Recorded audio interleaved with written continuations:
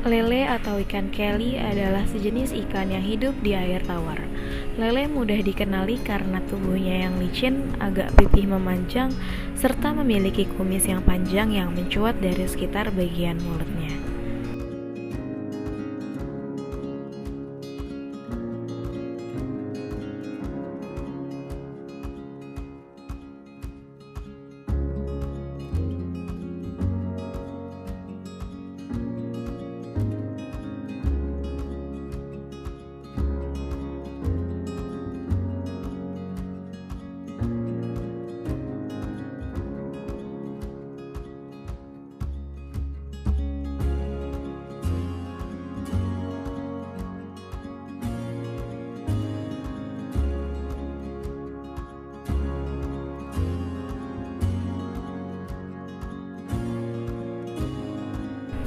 Pada kesempatan kali ini, kami dari kelompok 5 ingin meneliti mengenai analisis efisiensi pemasaran pada ikan lele di Kota Depok. So, keep on watching guys.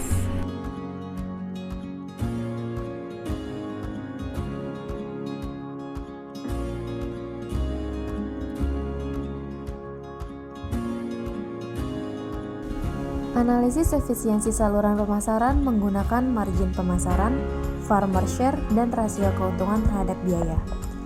Hasil dari penelitian ini adalah terdapat 3 pola saluran pemasaran ikan lele di Kota Depok. Saluran pertama yang akan kita bahas yaitu dimulai dari peternak, pedagang pengumpul, pedagang besar, sampai ke pengolah. Selanjutnya yaitu saluran kedua dimulai dari peternak, pedagang besar, sampai ke pengolah. Dan yang terakhir saluran ketiga yaitu peternak hanya sampai ke pengolah. Dalam studi kasus peternak ikan lele di Kota Depok, kami berhasil mewawancarai produsen yang membudidayakan ikan lele dan dijual kepada pihak lainnya. Produsen adalah pihak pertama dalam alur pemasaran ikan lele. Produsen atau peternak ikan lele memiliki skala usaha yang berbeda, sehingga produksi yang dihasilkan juga akan berbeda. Kami berhasil mewawancarai peternak yang bernama Bapak Fuad. Ia adalah pemilik peternakan ikan lele Dafu Farm. Ia menjelaskan meniti karir sebagai pembudidaya ikan lele sejak tahun 2015. Usahanya tidak mudah. Ia harus bersaing dengan pembudidaya ikan lele lainnya. Ia harus tahu kondisi pasar di luaran agar ia dapat menentukan harga yang pas untuk dibeli oleh pihak lainnya, agar pihak lain juga tidak merasa dirugikan oleh Bapak Fuad. Jadi kita pun udah punya standar ukuran 78 itu berapa ekor sih 1 kilo itu udah ada standarnya. Itu jadi itu aja penentuan sama orang itu. Kadang-kadang orang-orang yang pro kayak gitu sekaligus kiloan itu untuk mengkonversi pakannya dia kan. Jadi dia nanya itu misalkan ikan nggak nanya 78 lagi, misalkan kalau ukuran 78 itu 250 ekor dalam 1 kilo. Ikan 78 berapa ekor 1 kilo, itu aja ditanya sama dia. Oh, ukurannya. Ukuran beratnya itu udah standar. Dan itu yang banyak. Jadi tergantung berapa ekor. Kalau dari harga kita range ukurannya dari ukuran 4 sampai 5 cm sampai 9-10 cm. Ya kalau di WA pakai 0530 belakangnya itu auto respon karena saya pakai WA bisnis ya. Jadi saya nggak perlu jawab lagi karena itu udah kayak frekuensi execution gitu kan. Jadi udah kayak itu aja kalau kita orang ngechat alamatnya di mana, harganya berapa, ukurannya berapa. Nah itu aja. Jadi saya nggak setiap hari, nggak sepanjang hari saya liatin. Jadi orang udah tahu aja alamatnya di mana, harganya berapa. Harga 45 itu Rp200 per ekor. Harga 56 itu 2,5, 250 per ekor. Harga 78 itu 300, 89 3,5, dan 910 itu Rp400. Dan itu nggak murah dan nggak mahal juga. Tapi worth it lah sama apa yang kita berikan. Maksudnya indukannya pasti ada sertifikatnya dan bersumber dari Balai Perikanan Sukabumi. standar ini kita ada dan ikannya divaksin, garansi. Lalu kami bertemu dengan pihak kedua, yaitu pengepul atau tengkulak. Pengepul adalah lembaga atau pihak yang membeli ikan lele segar langsung dari produsen. Pengepul kemudian menjual ikan lele kepada pedagang besar atau langsung ke pengolah.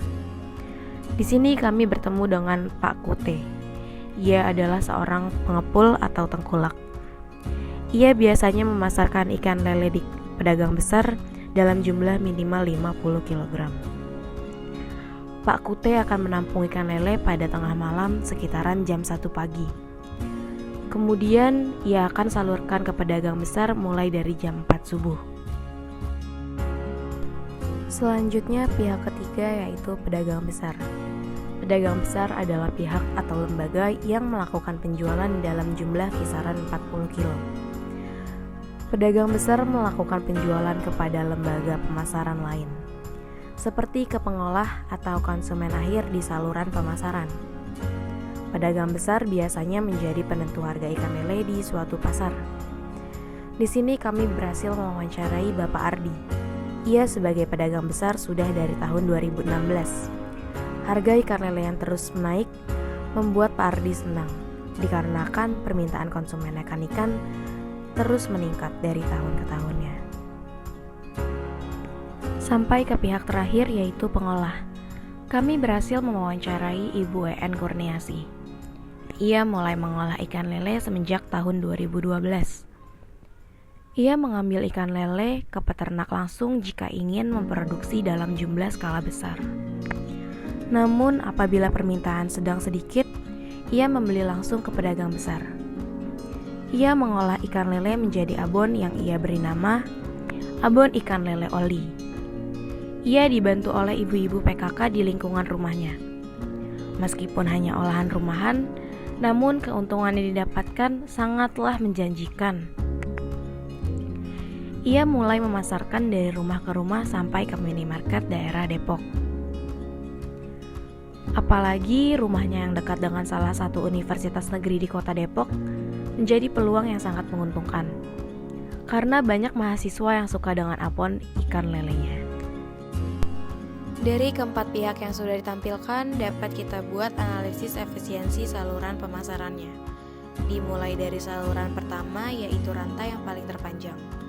Pihak pertama pembudidaya, pihak kedua pedagang pengumpul, ketiga pedagang besar, dan pihak yang terakhir yaitu pedagang pengolah. Dari saluran pertama, dari data yang dapat kita lihat melalui tabel, saluran pemasaran pertama yaitu diawali dengan pembudidaya menetapkan harga sesuai dengan kualitas dari ikan lele tersebut. Harga standar dari pembudidaya yaitu Rp13.000. Kemudian disalurkan kepada pengumpul atau potengkulak. Biasanya akan ditampung di tengkulak pada subuh dini hari sekitaran jam 1 malam. Kemudian akan diambil oleh pedagang besar mulai dari pagi jam 4 subuh hingga sore hari.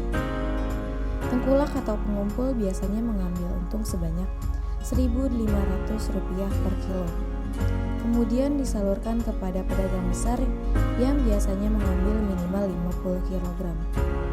Pedagang besar biasanya mengambil untung lebih banyak daripada pengumpul, yaitu sekitar Rp9.500.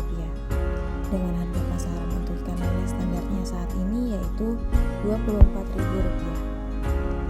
Dapat kita lihat total biaya pemasaran Rp1.650 dengan total keuntungan Rp11.000 dan yang terakhir dengan total margin Rp12.150. Selanjutnya saluran kedua, yaitu pihak pertama pembudidaya, pihak kedua pedagang besar, dan pihak terakhir yaitu pedagang pengolah. Dapat kita lihat dari tabel saluran pemasaran kedua, pembudidaya di sini bukanlah pembudidaya berskala besar atau yang dapat menyediakan stok ikan setiap hari. Pembudidaya di sini biasanya pemilik tambak ikan lele yang sederhana yang panennya hanya sebulan sekali atau tidak rutin. Oleh karena itu, harga yang ditetapkan tidak setinggi harga pada saluran pertama. Hal ini karena kualitas yang diberikan tidak dapat dijamin oleh sang petani. Kemudian, peternak ini langsung menjualnya kepada pedagang besar yang ada di pasar, tidak ke pengepul atau tengkulak terlebih dahulu. Pada saluran 2 ini diasumsikan bahwa pembudidaya mengenal pedagang besar yang akan membeli lele darinya. Setelah lele dibeli oleh pedagang besar, lele tersebut langsung dijual ke pasar dengan harga standar yaitu Rp24.000 per kilogram. Di sini pedagang besar mengambil untung sebanyak Rp14.000 atau sebesar 56% dengan biaya pemasaran sebesar Rp13.000. Dari pedagang besar pengolah membeli ikan lele untuk diolah kembali dengan harga beli Rp24.000 per kilogram. Pengolah menjual produk olahannya dengan harga Rp40.000 per kilogram dengan keuntungan sebesar 64% per kilogramnya. Selanjutnya, saluran yang terakhir yaitu saluran ketiga, rantaian yang paling terpendek, yang dimulai dari pihak pertama pembudidaya sampai ke pedagang pengolah saja. Dari tabel yang disajikan saluran pemasaran ketiga, ikan lele dari pembudidaya langsung mengolah ikan lele menjadi abon lele pengolah. Pengolah membeli ikan langsung dari petani dengan harga Rp14.000.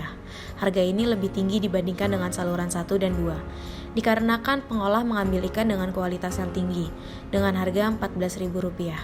Pengolah dapat menghasilkan abon lele dengan harga jual sebesar Rp40.000, di mana pengolah mendapatkan untung sebesar 104%.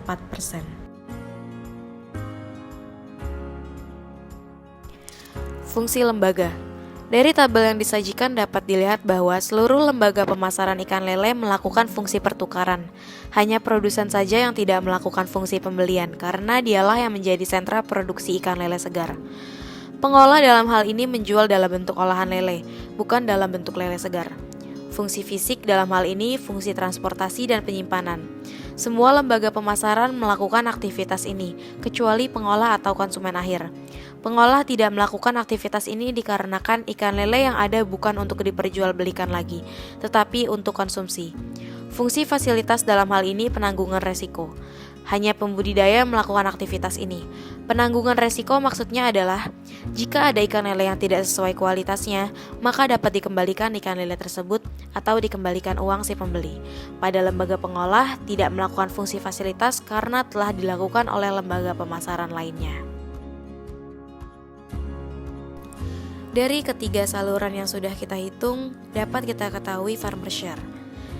Dari data tabel tersebut dapat diketahui bahwa saluran pertama memiliki farmer share sebanyak 32,5%, saluran kedua 25%, dan farmer share terbanyak adalah pada saluran ketiga, di mana harga yang ditetapkan pada konsumen dinikmati oleh petani sebanyak 35%. Rasio keuntungan terhadap biaya. Dari tabel rasio keuntungan terhadap biaya, dapat kita lihat bahwa saluran 1 memiliki rasio sebesar 10%, saluran 2 memiliki rasio sebesar 23,3%, dan saluran 3 memiliki rasio sebesar 28,9%. Dengan ini kita dapat mengetahui bahwa saluran 3 memiliki rasio keuntungan yang paling tinggi.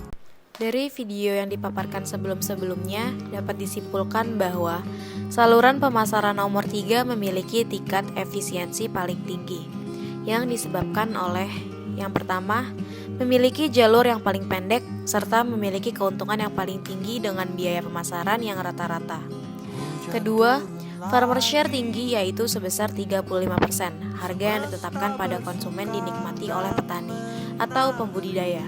Dan ketiga, rasio keuntungan terhadap biaya memiliki persentase paling tinggi, yaitu 28,9%. Dari hasil penelitian ini dapat disarankan untuk pemerintah atau dinas terkait hendaknya diadakan penyuluhan secara rutin oleh pemerintah daerah setempat, agar para pembudidaya lele lebih memahami ke depannya mengenai pengelolaan, sehingga produksi yang didapat bisa maksimal dan subsidi maupun bantuan sangat ditunggu oleh pembudidaya maupun pengolah.